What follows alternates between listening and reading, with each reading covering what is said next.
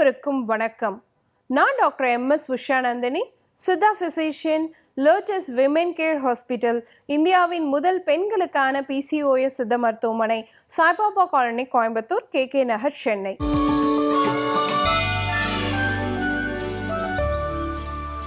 இனியவ என்ற நிகழ்ச்சியில் தொடர்ந்து நம்ம பெண்கள் சார்ந்த பல ஆரோக்கிய குறிப்புகளை பார்த்துட்டு வரங்க. அந்த வகையில் இன்னைக்கு நம்ம சொல்லக்கூடியது குடல் ஆரோக்கியமும் ஹார்மோன் பிரச்சனையும் அப்படிங்கிறத பற்றி தான். ஹார்மோன் பிரச்சனை ஏற்படுறதுக்கு குடல் ஆரோக்கியமின்மை ஒரு பெரிய காரணமாக இருக்கு. அது எப்படி, அதற்கான தீர்வுகள் என்ன அப்படிங்கிறத பற்றி தான் இன்னைக்கு நிகழ்ச்சியில் நம்ம பார்க்க போகிறோம். மெயினாக உங்கள் ஹார்மோன்ஸை பேலன்ஸ் பண்ணணும் அப்படிங்கிறது ரொம்ப ரொம்ப முக்கியம்.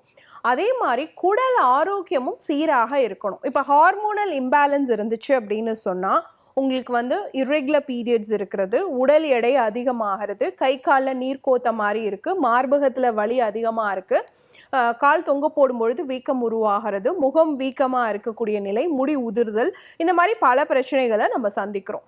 அதே மாதிரி குடல் ஆரோக்கியமின்மை இருக்கும் பொழுது நமக்கு வயிறு பிளாட் ஆகிறது, பசியின்மையோட இருக்கிறது, நெஞ்சு கரிப்பாக இருக்கிறது, மலச்சிக்கல் இருக்கிறது, சாப்பிட்டோனே மோஷன் போகிறது, இந்த மாதிரி குடல் சார்ந்த பிரச்சனைகளையும் நம்ம சந்திக்கிறோம். பட் இது ரெண்டுமே ஒன்றுக்கொன்று தொடர்புடையது. ஏன்னா ஹார்மோன்ஸை சீர் செய்வதில் குடலினுடைய பங்கு ரொம்ப ரொம்ப முக்கியம். ஹார்மோன் கழிவுகளை இருக்கு இல்லையா, நம்ம உடல்ல ஹார்மோன் உற்பத்தி ஆகுது, சில நேரங்களில் அது தேவைக்கு அதிகமாக போகும் பொழுது அதை முழுமையாக வெளியேற்றக்கூடிய தன்மை நம்ம குடலுக்கு மட்டும்தான் இருக்கு. ஸோ குடல் தடம் ரொம்ப ரொம்ப முக்கியம். அந்த குடல் ஆரோக்கியம் இல்லை அப்படின்னு சொன்னா நம்ம ரத்தத்துல ஹார்மோன் கழிவுகள் அதிகமாக உருவாகும்.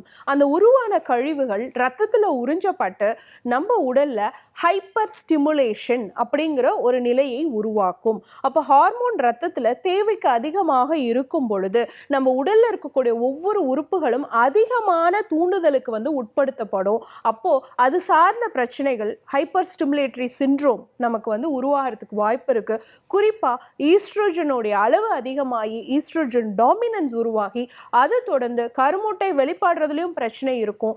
சரியா ஓவிலேஷன் நடக்காது, கருத்தரிக்கிறதுக்கான வாய்ப்பும் தள்ளி போகும், இர்ரெகுலர் பீரியட்ஸும் உருவாகும், ஓவர்ஃப்ளோவும் வரத்துக்கான வாய்ப்பு இருக்கு, நிறைய முகப்பருக்கள் வரும், வயிற்று வலி வரத்துக்கான சான்சஸ் இருக்கு, கை கால் அதப்பு நீர் கோர்க்கிற மாதிரி இருக்கிறது, உடல் எடை அதிகமாகிறது, இந்த மாதிரி எல்லா பிரச்சனைகளையும் நம்ம ஃபேஸ் பண்ண ஆரம்பிப்போம்.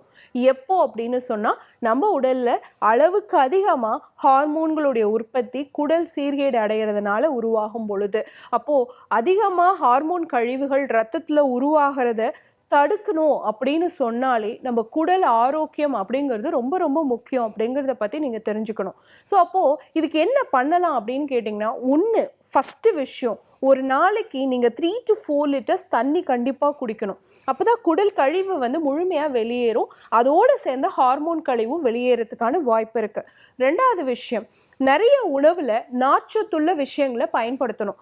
நார்ச்சத்துள்ள விஷயங்களை நீங்க அதிகமா உணவுல சேர்த்துக்கிட்டீங்க அப்படின்னு சொன்னா, ஒன்று குடல்ல இருக்கக்கூடிய ஒவ்வொரு உணவுப் பொருளும் நல்ல முறையா, ஒரு மாவு பொருள் ஜீரணிக்கணும் நல்லபடியா அப்படின்னா கண்டிப்பா ஒரு நார்ச்சத்து தேவை.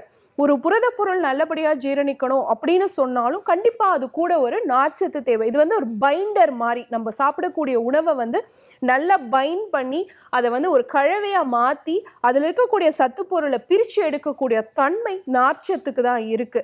அப்போ நார்ச்சத்துள்ள உணவுகளை அதிகமா சேர்த்திக்க வேண்டிய கட்டாயம் ஹார்மோன் பிரச்சனை இருக்கக்கூடியவங்களுக்கு நிச்சயமா இருக்கு அப்படிங்கிறத தெரிஞ்சுக்கணும்.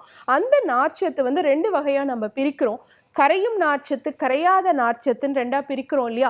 சால்யூபிள் ஃபைபர், இன்சால்யூபிள் ஃபைபர், அது ரெண்டுமே பேலன்ஸ்டா இருக்கிற மாதிரி பார்த்துக்கணும். உதாரணத்துக்கு வாழைக்காய் அடிக்கடி சேர்த்துக்கிறது, கீரை வகைகள் அடிக்கடி சேர்த்துக்கிறது, இந்த மாதிரி சால்யூபிள் இன்சால்யூபிள் ஃபைபர்ஸை சேர்த்துக்க பழகிக்கணும். இந்த உணவு கலவை நான் சொன்னேன் இல்லையா, நல்ல புரதம் இருக்கணும்னா கூட ஒரு ஃபைபர் இருக்கணும் அப்படின்னு சொல்கிறோம் இல்லையா. ஸோ அந்த மாதிரியான ஒரு கலவையை நீங்கள் அடிக்கடி உணவில் சேர்த்திக்க பழகிக்கணும். உதாரணத்துக்கு ஒரு வெண்பூசணியும் பாசிப்பயிரும் கூட்டு சேர்த்து அடிக்கடி சாப்பிட்டீங்க அப்படின்னு சொன்னால் ஹார்மோன்ஸும் பேலன்ஸ் ஆகும், குடல் ஆரோக்கியமும் சீராக இருக்கும். அதே மாதிரி சுரைக்காயும் பாசிப்பயிரும் சேர்த்து ஒரு கூட்டு மாதிரி வச்சு சாப்பிடலாம். இதுவும் எக்ஸஸான ஹார்மோன் கழிவுகளை வெளியேற்றிட்டு உங்கள் குடல் ஆரோக்கியத்தை மேம்படுத்தி கொடுக்கக்கூடிய தன்மை உடையதாக இருக்குது. இந்த மாதிரி ஹார்மோன் பிரச்சனை எனக்கு அடிக்கடி உருவாகுது அப்படிங்கிறவங்க வாரத்துக்கு 2 நாள் இல்லைன்னா 3 நாள் உணவில் வாழைத்தண்டு வந்து சேர்த்துக்கோங்க. ஸோ வாழைத்தண்டை நீங்கள் அடிக்கடி சேர்த்துக்கும் பொழுது கண்டிப்பாக உங்கள் ஹார்மோன் கழிவுகள் வந்து முழுமையாக வெளியேறும். அதே சமயம் குடலுடைய ஆரோக்கியமும் மேம்படும்.